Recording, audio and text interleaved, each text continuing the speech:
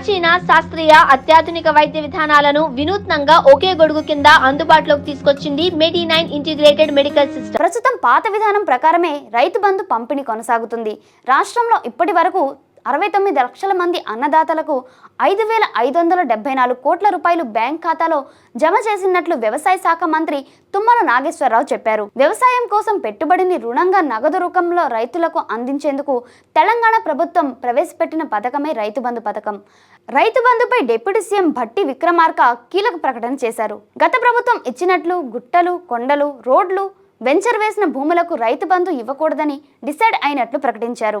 యాసంగి రైతు బంధు గతంలో ఉన్న వివరాల ప్రకారమే ఇస్తున్నామని తెలిపారు. అయితే బీఆర్ఎస్ ప్రభుత్వం రైతు బంధు సాయం 4 నెలల లోపు కంటే తక్కువ సమయంలో ఎప్పుడు ఇవ్వలేదని చెప్పారు. ఇకపోతే 3,94,232 మంది రైతులకు రైతు బంధు కోత పెట్టిన కాంగ్రెస్ ప్రభుత్వం ఎకరం వరకు ఉన్న రైతులకు గత వానాకాలంలో బీఆర్ఎస్ ప్రభుత్వం ఎకరం వరకు 22,55,181 మంది రైతులకు చెందిన 12,85,147 ఎకరాలకు 642.57 కోట్ల రూపాయలు రైతు బంధు ఇచ్చింది.